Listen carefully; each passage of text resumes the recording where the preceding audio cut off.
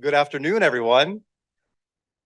Oh, a little bit louder. We'll be okay. But my name is Father Tom Eckerts, and I'm a Holy Cross priest and currently serve as the director of the Holy Cross Mission Center. It gives me great joy to welcome you all to be with us this afternoon for Father Paul Kollman's talk. There is not much that I need to say or should say, but still keep it a little brief. But just by way of kind of introduction of the Holy Cross Mission Center for those who have had a little bit of experience. Originally, the Holy Cross Foreign Mission Society, or even a couple years before, the Bengal Foreign Mission Society was formed in order to prepare people to go and be missionaries in what was Bengal and now Bangladesh. And then through the years, in combination with the Holy Cross Mission Center, we continue to serve areas of Asia and Africa and Latin America. So we will hear more about some of those details. But in introduction of Father Paul, there was a very important moment for me as I was approaching final vows and ordination many years ago. And Father Paul was living at Moreau Seminary and finishing his studies, I believe, at that time. And as I was preparing, I asked, is there anything like kind of advice that you would have for me? And he said two things. Walk through the cemetery and ask for the prayers of that great band of men that has gone before you. They will give you strength. They will give you what you need as you embark on these final vows and your journey as a priest in Holy Cross. And secondly, because I was getting ready to head out to St. John Vianney Parish in Goodyear, Arizona, said, any advice there? And he just said, love the people. Everything else will come. Love the people. I think that good advice is what he continues to build on and will continue to share with us this afternoon. My friends, I would like to continue to voice gratitude for our provincial superior, Father Bill Lease, who for the Mission Center as a work of the U.S. province continues to give us great support and vision and direction in what we are doing, how we are doing that, and the ways that we are able to help the global community in Holy Cross. And I would also like to just take a moment and thank our co-sponsors that are helping make this event, this 100-year anniversary event possible. So our co-sponsors are the Mendoza College of Business, gratitude to them, the Keough School of Global Affairs, the De Nicola Center for Ethics and Culture, the Center for Social Concerns, the Notre Dame Campus Ministry, and Notre Dame Department of Theology. So very grateful for all of them in their role of support today and the ways that they help our campus community as well. And a great thank you to everyone who has come from near and far, an international group for sure. But without further ado, I will get to what I was supposed to be saying in the first place, Paul. Father Paul Kollman is an associate professor of theology at the University of Notre Dame and a leader in the field of Catholic missiology.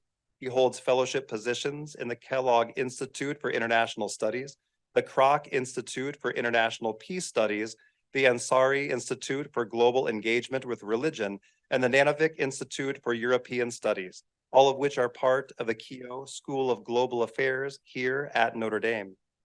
Father Paul's academic appointments have spanned the globe, including at Catholic Theological Union in Chicago, the Queen of Apostles Philosophy Center in Jinja, Uganda, the Tangasa University College in Nairobi, Kenya, and his scholarly pursuits have also taken him to the Center of World Catholicism at DePaul University and the Church Mission Society at Oxford. His contributions have been recognized through awards such as the William Toohey Award for preaching at Notre Dame, and he has received grants from the Templeton Foundation and Lilly Foundation to support his research. Father Paul's research is a testament to his commitment to understanding and promoting African Christianity, mission history, and world Christianity. His significant publications include the co-authored book, Understanding World Christianity, Eastern Africa, and his first book, The Evangelization of Slaves and Catholic Origins in Eastern Africa, which received recognition as an outstanding book on mission studies. He is currently working on an edited volume exploring comparative approaches to holiness and sanctity, as well as advancing a book on the history of Catholic missionary evangelization in Uganda, Kenya, and Tanzania.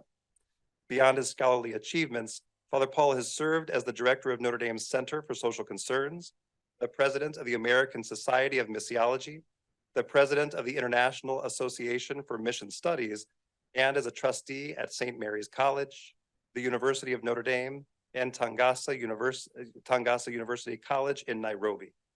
So please help me in welcoming Father Paul, my brother in Holy Cross, for his presentation, Holy Cross's Contributions to the Church's Mission, Reflections from the Francis Pontificate. Father Paul. Good afternoon and welcome. It's a pleasure to be here. I'm so honored to have been invited by the Mission Center. I want to thank Father Tom Eckert, its director, and Ben Valle, and also Michael Jesuak, who's been tireless in promoting this event. And I thank you for coming. It's a beautiful day outside, so I'm questioning your judgment. Thinking about this event, I was drawn to my favorite paragraph in the Holy Cross Constitutions, paragraph 17. Our mission sends us across borders of every sort. Often we must make ourselves at home among more than one people or culture, reminding us again that the farther we go in giving, the more and to receive. Our broader experience allows both the appreciation and the critique of every culture and the disclosure that no culture of this world can be our abiding home. As those words were being written at a general chapter in 1986, I was in the novitiate, Colorado Springs, as a Holy Cross seminarian. And my novice director, Father Frank Quinlivan, had lived those words as a missionary in Bangladesh. Also on the staff, Father Dwayne Balsersky had lived them in Uganda. I'd also been a beneficiary the year before at Moreau Seminary of living with people like Father Jim Ferguson, the first director of what formerly became called the Holy Cross Mission Center in 1983, who'd lived in Eastern Africa as well.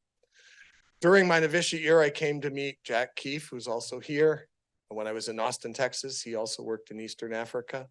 And Father George Lucas, who was in Eastern Africa, is now in Peru. Father Tom Smith, who'd spent time in Eastern Africa, had interviewed me when I entered the seminary. Our provincial, Father Dick Warner, had spent considerable time in Chile. Our Superior General, Father Tom Barros, was finishing his term and would go to Bangladesh. His successor, Father Claude Grew, had spent a considerable amount of time in India as a French-Canadian province there as a professor of theology.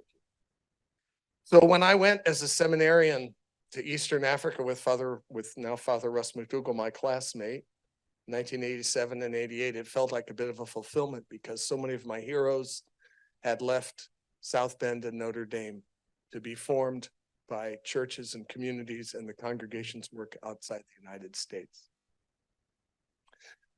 In celebrating an institution like the Holy Cross Mission Center, of course, we look back to some landmark dates, and these have been cited already. 1919 organization of the Bengal Foreign Mission Society, recognizing that Holy Cross had already been in Bengal over 50 years, and the formal incorporation in 1923 under the leadership of Father Michael Mathis, a Holy Cross priest very much dedicated to mission. Became the Holy Cross Foreign Mission Society in 1926 formally, and 5 years later, Father Mathis, who knew how to do things, helped organize the Bengal bouts here at Notre Dame to help contribute funds from that event to support the mission in Bengal. The Holy Cross Foreign Mission Seminary had been founded a few years before, and men on their way to Bengal were formed there for the next 44 years, I think. Another important date, 60 years after the original founding of the Holy Cross Foreign Mission Society and its formal incorporation, was the change of its name and the move to Notre Dame and Moreau Seminary under the leadership of Jim Ferguson. He just reminded me that it was the 1981 provincial chapter of the Indiana province that decided that move. And it's been there ever since. Now, the Holy Cross Foreign Mission Society continued in Washington for reasons I'll explain in a minute for a few years.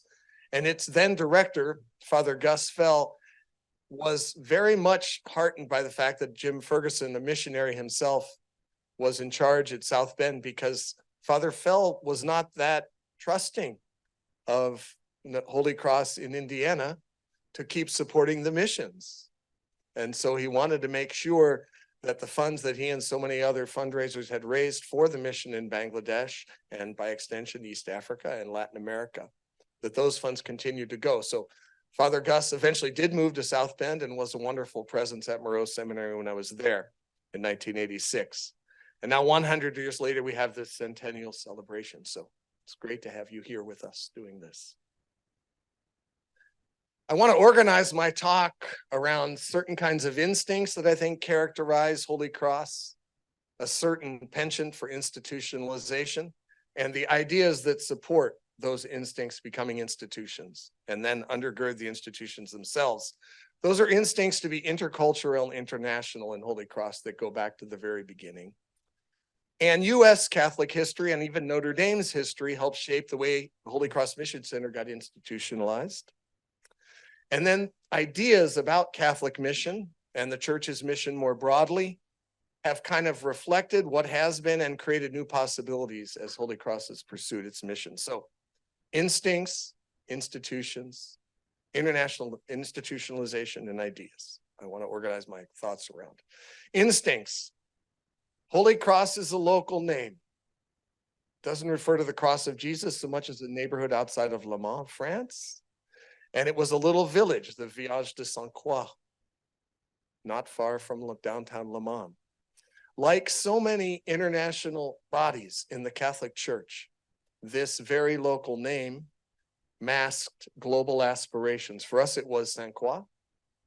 For Maryknoll, it was a small village in New York State, north of New York City. Maryknoll soon went to the end of the earth, the U.S. Catholic Foreign Mission Society. The Catholic Mission Society of Great Britain is called Mill Hill, after a suburb in London. The Catholic Mission Society of Ireland is called the Kiltegan Fathers, after the village of Kiltegan in Wicklow County. We are not unlike them. And like them, we've gone far in mission. Our first place was across the Mediterranean to Algeria. And we were there until 1873, off and on, priests and brothers together. Father Moreau's vision, of course, had priests, brothers, and sisters working together. That was difficult to enact in the church of his day. The US was the second place we went, then Canada, then Bengal in 1853. Also in the 19th century, we sought mission in Guadeloupe, in the Caribbean, in Poland, and in Rome. Those latter three not lasting very long. In the 20th century, we extended further to Chile, Brazil, Haiti, Peru, Mexico, India, and Bangladesh as an extension of Bengal, as the province gave way to the nation states in the 1940s. Ghana and Uganda, and then elsewhere in Eastern and Western Africa, the Philippines, and next we seem prompted to be going to Bougainville in Papua New Guinea. We'll hear more about that tonight from our Superior General. So the instinct was there. Father Moreau wanted his men and his women, the priests, brothers, and sisters, and their collaborators and colleagues to go far in missionary work. But in the United States, at least, it took a while for the instinct to become institutionalized. In 1908, the U.S. lost its several hundred-year designation as a mission country when Propaganda Fide relinquished control over the formal appointments of the bishops in the country. It seemed like a rather late date for that, but that's how long it took. So we were under what's called Jus Missionis until then. But we'd already been in Bengal a half century, right? And what prompted the founding of what became the Bengalese, then the Holy Cross Foreign Mission Society, was the fact that Father Mathis was very concerned that a small institution, still small then, in northern Indiana, was taking all the Holy Cross money and keeping money from going to Bangladesh, Bengal. So Father Mathis formed a society in DC to kind of keep those resources flowing. And that was his concern. A very interesting guy. This is a photo of him. Later, he helped form the Bengal Bouts and the Baraka Bouts. We might have some of the boxers here. We welcome them and their ongoing support of our international work. So thank you so much. This is some more photos of Father Mathis from the slides that have been showing. So Landmark Dakes, the formal incorporation with director. He was director till 1933. He later became more famous actually as a liturgical innovator here at Notre Dame. He founded the Theology Department's program in liturgical studies, which was the first graduate program in theology at Notre Dame in the 1940s, and new liturgical pioneers all over the country and the world. And Notre Dame did become a center for mission-mindedness. There was something called the Catholic Student Mission Crusade in the 1940s, 50s, and 60s, and we hosted several of their national congresses in those years. There's the emblem and motto of the Catholic Student Mission Crusade. Meanwhile, ideas are evolving that drive Catholic mission theology. In some ways, Holy Cross is founded in the long 19th century of mission when a whole lot of the world got filled up with missionaries, Protestant and Catholic. And our move to Bengal was one of many such moves. The First World War ended some of that confidence because Europeans who were cooperating in mission territories like Africa and Asia and parts of Latin America were fighting each other in Europe's battlefields. And it was hard for them to cooperate internationally after the war. But it remained an era of pretty confident mission even after, and the field of missiology, the theology of mission, was named in 1915 for the first time. Missiology, 1915. After World War I, the same time as the Holy Cross Family Mission Society gets founded, ongoing confidence, resources being put in the right places for the extension of the gospel in places which needed it, according to people in our side of the world.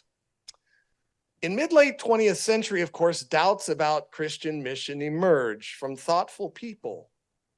In the midst of colonialism and pushbacks against colonialism, the ideas about Christian mission couldn't be taken for granted as they once were. And Holy Cross and Notre Dame are, of course, affected by this too.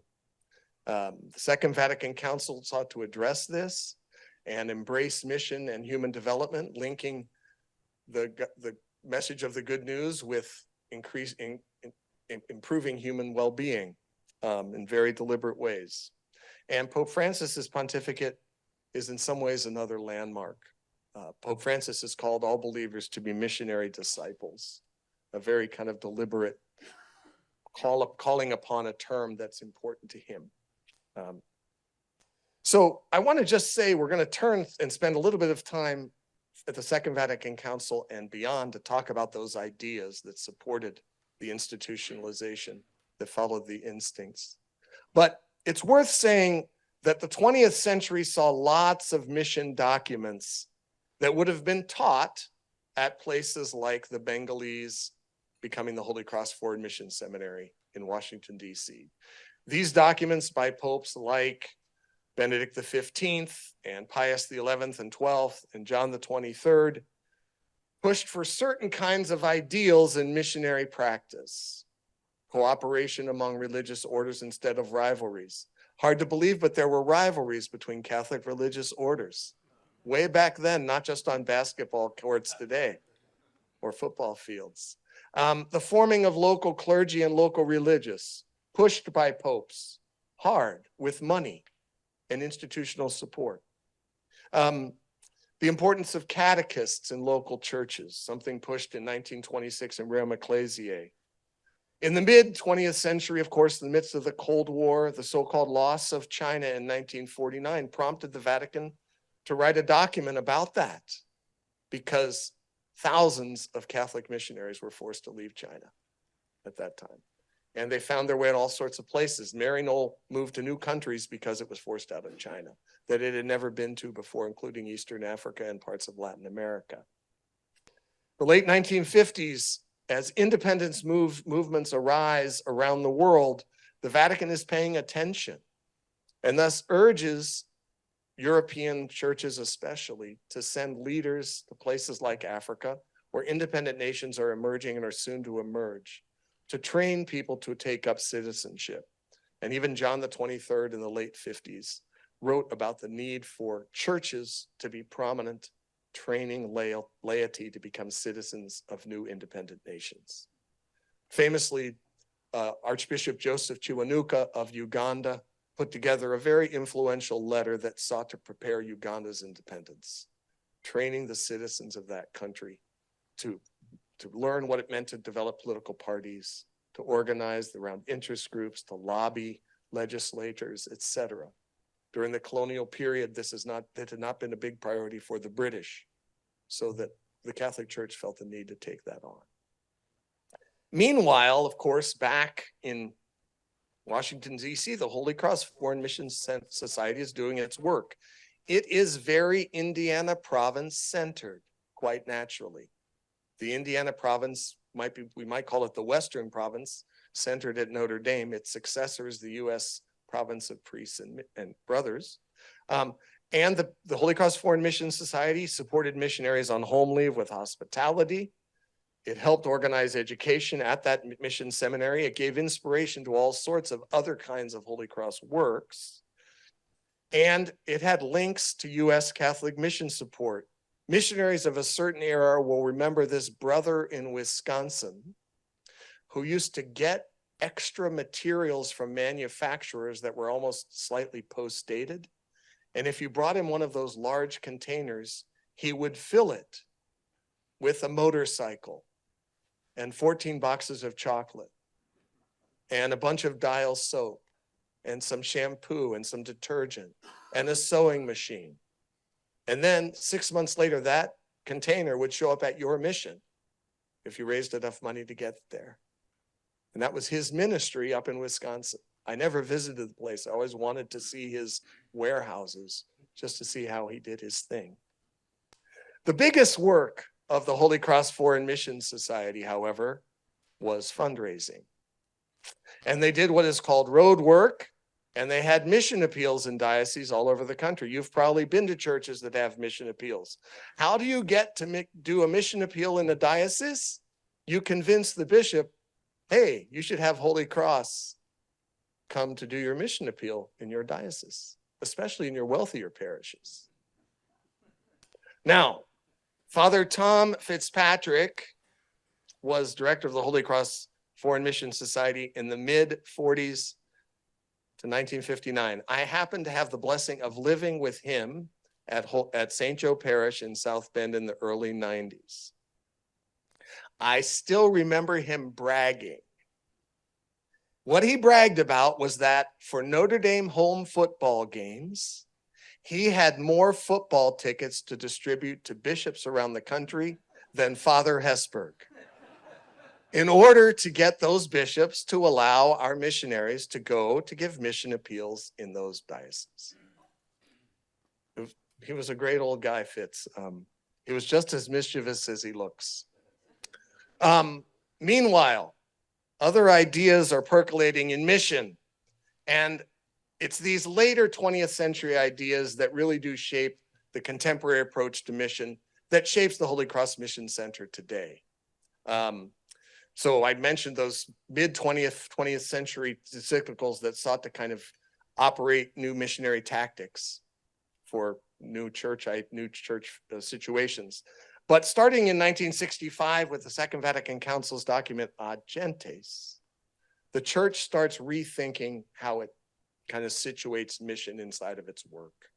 Instead of mission being kind of the church's office of foreign affairs, the church starts to recognize that everything the church does might be defined as the church's mission, not just because it's abroad or not in the culture of your birth. So mission in the singular kind of over missions in the plural, and the church as missionary by its very nature, a quotation from Ad Gentes, one of the last documents approved by the council. 10 years later, Pope Paul VI wrote Evangelii Nunciandi, announcing the gospel today. And there he's very deliberate, linking Christian Evangelization and Mission to Human Development. It's a landmark document. Pope Francis says it's his favorite Vatican document, period. He likes it the most. And it's unsurprising given some of the things he cares about. In 1990, John Paul II wrote Redemptoris Missio, in some ways as a response to a trend he feared was happening, where people felt like, if we do human good works, we don't have to preach Jesus. John Paul II said, you need to preach Jesus. Jesus came for the salvation of all people, and it's very good to help people live fuller lives in a physical sense. But the work of the church is also to spread the good news about Jesus Christ. And of course, 2013, Pope Francis's Evangelii Gaudium identifies us as missionary disciples, talks about mission as a universal call that we all should reflect the joy and mercy of Christ. Meanwhile, all this is happening while the Holy Cross mission support apparatus in North America connected to the Indiana province is also evolving. The closing of the Foreign Missions Seminary in Washington, D.C. in the 1960s, I think it was 1968. It was a response to mission uncertainty, kind of a post-colonial backlash against confident, kind of sometimes abrasive mission. There were calls for a mission moratorium among some evangelized peoples, certainly famously in Africa. Famous Protestant and Catholic African theologians called for a mission moratorium. We don't need you anymore. Meanwhile, back here, the ongoing work of funding the Bengal, African, and Latin American missions from DC continued. And the pivotal role of Gus Fell was really important. He probably had those football tickets at that time, I'm not sure. He wasn't one to brag like Tom Fitzpatrick. I never heard him talk about the football tickets he distributed.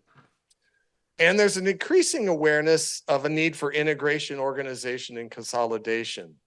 And that found its way to the Indiana Province chapter of 1981. So in 1983, the Mission Center moves to Moreau Seminary at Notre Dame. And in some ways, the re-founder is with us, Father Jim Ferguson. Jim Ferguson really built what we now take for granted to be the Holy Cross Mission Center. He himself had been trained in the theology of mission, had a doctorate, and brought with him a wealth of experience in East Africa as well as academic credentials to the job. These are some photos of him in action, but he was director of the Mission Center and kind of its second founder. If Father Mathis was the first founder, Father Ferguson was the re-founder and a reshaper of its ethos. And he knew about these changes in the theology of mission that had happened at Vatican II and after. He knew that mission was broader than the church's Office of Foreign Affairs. He knew that that God has a mission which has a church. It wasn't that the church has its own missions. God has a mission that has a church. He knew that mission was from the center to the periphery. It was no longer simply from the center to the periphery, Rome or Notre Dame. God's mission was from everywhere to everywhere, always, already mission. Instead of from the west to the rest, the Christian Center was growing to be in the global south. And mission was beyond zeal for souls. Mission has many dimensions, the traditional ones as well as all sorts of new ones. And Pope Francis has only pushed that further with his own teaching and personal example. So, from 1983 to today, under the leadership of Jim Ferguson and his successors, sure, the ongoing role of supporting missionaries, raising and distributing funds. What's important for a lot of the people here, however, is the expansion of education into Holy Cross formation programs and links to our institutions, parishes, high schools, colleges, and universities, and deepened by Father Ferguson's successors, Father Tom Smith and David Schlaver and Jim King and Leonard Olobo and Michael Delaney. And certainly within and beyond the Indiana province. The Holy Cross Mission Center sponsored a great event I was blessed to participate in, which was called the Third World Seminar. We'd rename it today, but it was an invitation for people who worked internationally in Holy Cross to gather together and learn from each other in Maryland. A wonderful few days. And meanwhile, those once evangelized places like Bangladesh and India are moving towards self-sufficiency and province status, which came in the late 1980s for both India and Bangladesh.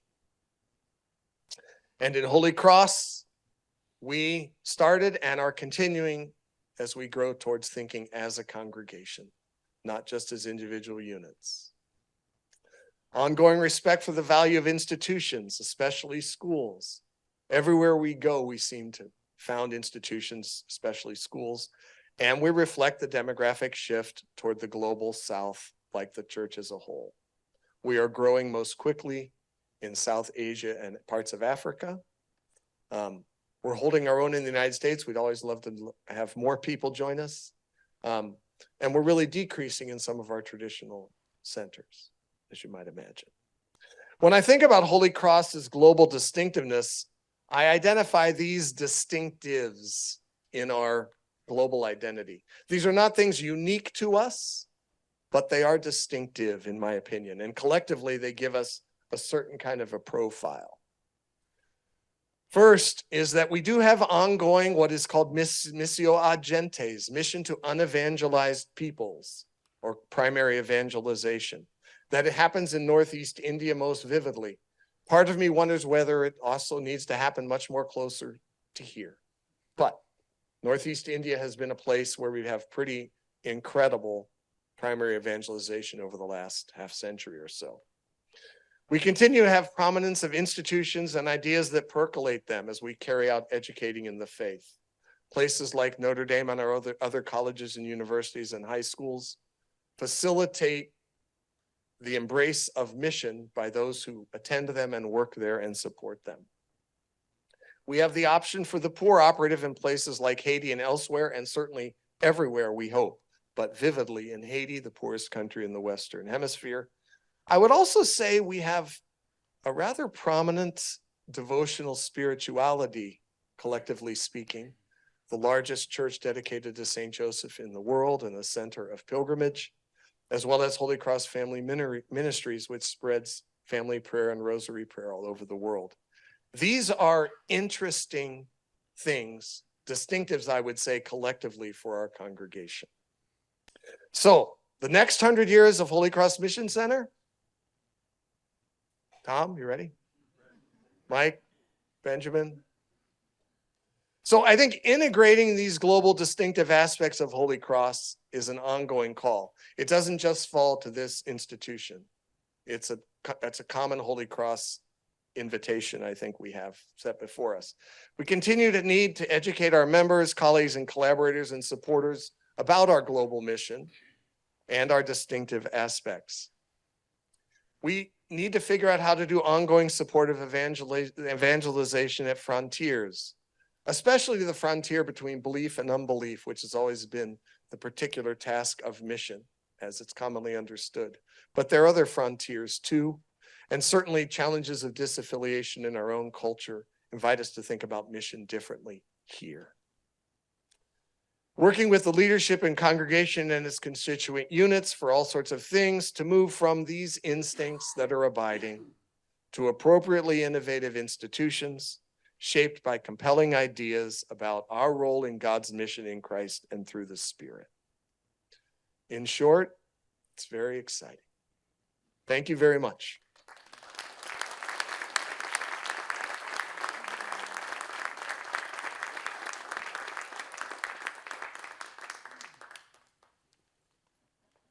I'm glad to welcome comments or questions. I know that you're supposed to write them down, but we can also, Mike's back there.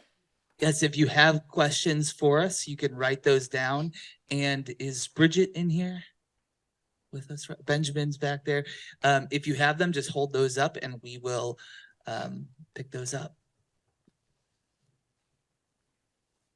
I'm glad there are certain people in here who can correct some of my mistakes because Father Ferguson is here and Judy and other long-term folks who are familiar with the Mission Center's work. It was a very good thing for me to have started in the seminary the year after the Mission Center arrived at Moreau. It shaped my life ever after. I was able to go to Eastern Africa as a seminarian because of the Mission Center.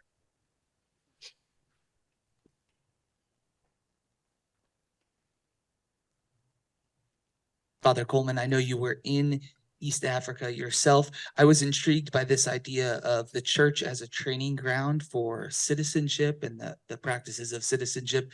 Could you speak to what you saw in East Africa, and if there were any initiatives or any aspects of the church's work that you saw as aiding in that formation of citizenship? Yeah, I mean, I was particularly talking about the era as those places became nation states, independent nation states for the first time in the late 50s or early 1960s. But even when I was living there as a seminarian, the parish I lived at in Dandora did take upon itself, and some of the people who worked there at the time would be able to give more details, to prepare parishioners and others in the neighborhood for things like elections and other kinds of political activities, so they could bring the best insights of their faith to their citizenship. That could be risky at certain times, because what is, as the Catholic bishops of Kenya at this time sought to create thoughtful citizens among the Catholics of the country, not everybody in the government wanted people to know everything what was going on in the government. So it was not always a simple process. There were conflicts that would arise because of it. Thank you. A question here from Father Jack Keith. Would you want to say anything about the fourth vow in the history of the congregation? Thanks, Jack. The fourth vow existed at one time in our congregation, and it was something you could opt for. I think you had to apply for it when you were applying for final vows, and it was called the fourth vow of mission. The first religious order that had this that I know of would be in the Society of Jesus. Ignatius of Loyola sort of invented the way we use the word mission now in his own kind of spirituality. The Jesuits take a vow of mission after their tertianship, I think. And certain Holy Cross religious were invited to take a vow of mission, which was a promise, I think, to the Superior General to be willing to be assigned anywhere in the world. A number of people who worked overseas never took the vow of mission. A number of people who took the vow of mission never worked overseas, which is, I think, one of the reasons it fell out of abeyance, out of use, and partially because I think we wanted to have everybody be available for everything. One of the challenges is that when you dilute the notion of mission so far, especially what gets lost is that kind of challenging first evangelization. And that's what John Paul II recognized, that if mission becomes everything, then in some ways it becomes nothing. And the distinctive work of convincing people who don't think of themselves as believers to embrace Christ, that essential role in the life of the church can more easily be overlooked. As the congregation prepares for a more international or multipolar sort of power dynamics, I guess, or voting membership, someone asked, how has Holy Cross encouraged the integration of formation programs with seminarians studying in different provinces and in different cultures? And do you know of any other important sort of cross-cultural exchanges that are part of Holy Cross's formation? Yeah, thank you. The place of international experience in our formation programs has waxed and waned, and I've been very grateful to recognize that over the last maybe 10 years or 15 years, a number of people in formation as brothers and priests in Holy Cross have gone abroad as part of their formation experience, whether it be in the summer or for a semester or for a year. I think those experiences are really productive, not only of a new kind of imagination about one's own personal vocation, but it connects us to Holy Cross work around the world, makes us feel like a single congregation. Places like Notre Dame, for instance, with all of our resources and all of our activity, can be very self-consuming. And it's always a gift for me to be reminded of the larger Holy Cross work around the world and to recognize the important place of Notre Dame, but that we're also, in some ways, Notre Dame is bigger than Holy Cross, and Holy Cross is also very much bigger than Notre Dame. Right, that's the interesting insight I sort of have. Yeah. Tom Novak asks, how do you approach the challenge of the mission between believers and non-believers, especially places like the United States? to elaborate on that, I might offer, do you have different recommended approaches for those of us in this room who may want to share our faith with people, but we don't know if we're speaking to an audience of believers or tentative believers versus people who are non-believers? Are there any insights from the field of missiology for us? Yeah, I've been appreciative of different mission thinkers whom I know of who talk about ideas. The one book I know of is called Virtuous Persuasion. It's kind of an interesting term, right? And the author tries to kind of think about what it means to do mission under that rubric, virtuous persuasion. Other friends of mine talk about something they call prophetic dialogue, that the stance we have to have to people is dialogical, and yet we ought not be afraid to criticize things that we find unjust or not quite truthful in their way of living. So prophetic dialogue is another kind of term today's scholars of mission use. My own sense is this is a multi-pronged affair. We can listen a long time to people and invite them into places of more trust of something they can't quite see or understand. But certainly the most valuable missionary task is witness of our own Christian lives, individually and collectively. To create communities that speak of God's reign seems to be the most important thing that Christians can do. Thank you. Father Jim Ferguson, who you mentioned and was the director of the refounder of the Holy Cross Mission Center, mentioned that the decades of the 1970s were very difficult. The decade of the 1970s was a very difficult time here for Holy Cross missions in Chile, Uganda, and Bangladesh. Could you say something about the political turmoil that impacted those countries, and maybe if you know of any anecdotes of how Holy Cross responded to the political turmoil in those countries? It's a great question. And certainly those were dramatic decades. Ironic, kind of coincidentally, for all three of those countries where men of the Indiana province were working. In Uganda, famously, the post-independence years of Uganda were difficult. Already in the mid-1960s, the first president was moving toward a dictatorship. When he was overthrown, when he was abroad, he was overthrown in 1971. People initially rejoiced, but Idi Amin's replacement of him did not mean better things for the people of Uganda. And in fact, more oppression of the church. The Holy Cross community there suffered a lot and lived in lots of uncertainty over the next 10 years. And peace really didn't come to Uganda till the mid-1980s.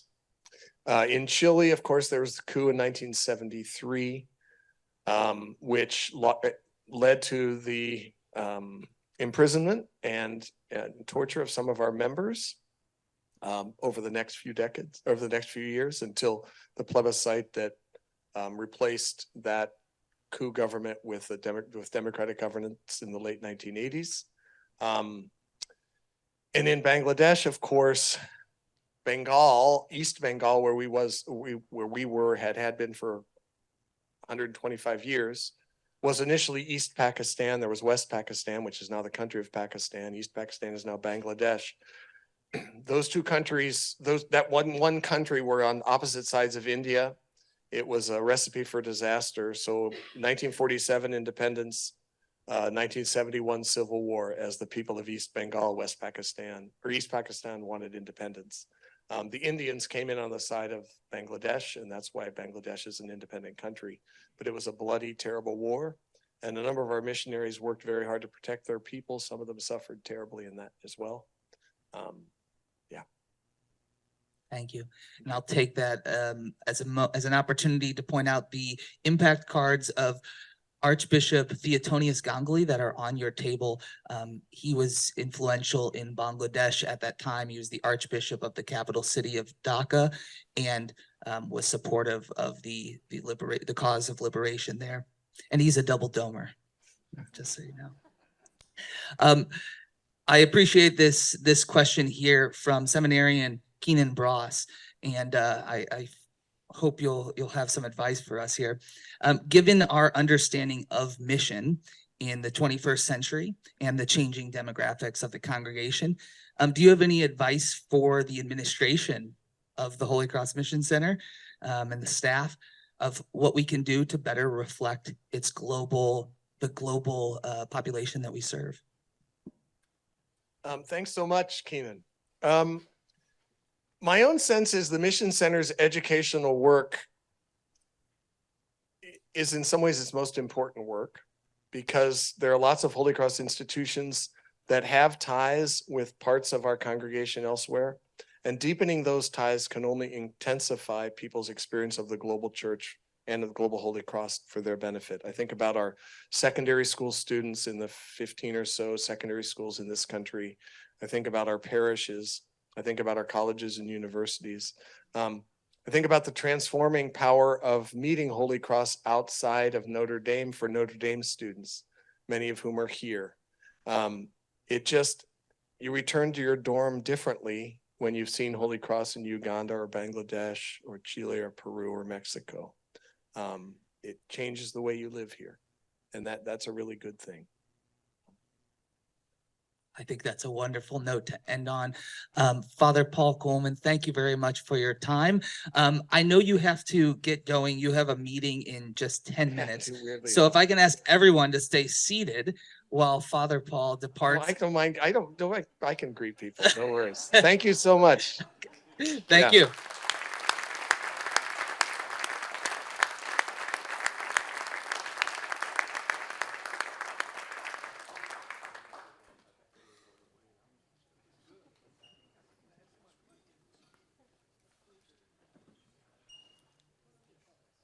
And my friends, I'll just take a moment to again express my gratitude to Father Paul for all that he has shared with us, the historical perspective of Holy Cross and our contributions to the global church and the Catholic Church. So once again, I just want to thank him for all that he has shared.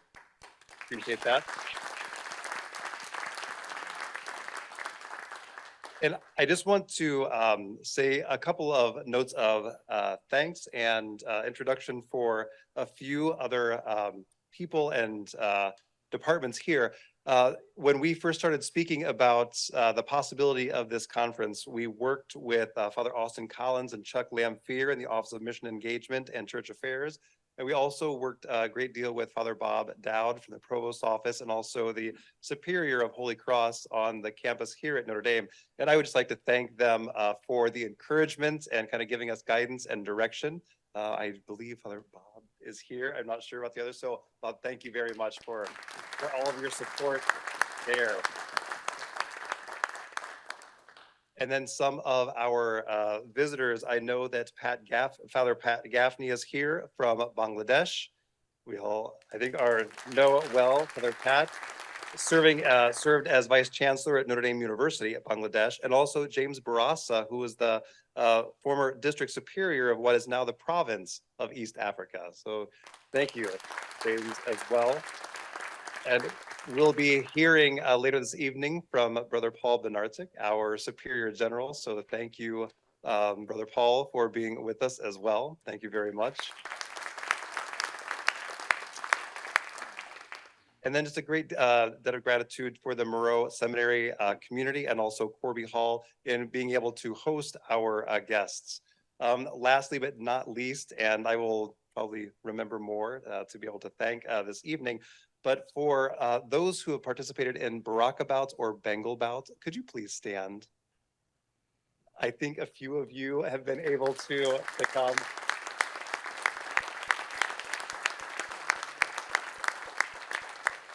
Thank you so much. And just if you wouldn't mind introducing yourselves. Oh, hi, I'm C.S.C. I'm from Lewis Hall, I'm a sophomore. Hi, I'm Grace Hack, I'm a senior. I was in Ryan Hall. Thank you so much for being with us.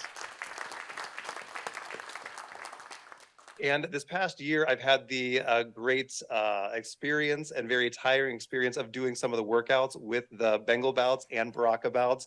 And the Baraka bouts workouts are harder. I mean, they really are. So, but my friends, I want to thank you all for being with us, and especially to our Holy Cross brothers who have served in the missions. thank you for your work there and your ability to continue to inform who we are as Holy Cross as we serve internationally, and to help us continue to understand how we continue to do that in these times that and church that are changing, but also that faith in Christ that remains the same. So thank you all for being with us. I hope you all can join us for our Mass at 5:15 p.m. at the Basilica. After Mass, we will return here for dinner. All are invited for dinner as well. And then our evening conference or presentation by Brother Paul Benartic at 7 p.m.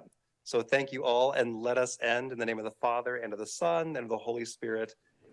Glory be to the Father, and to the Son, and to the Holy Spirit, as it was in the beginning, is now, and ever shall be, world without end. Amen. God bless you all, and thank you.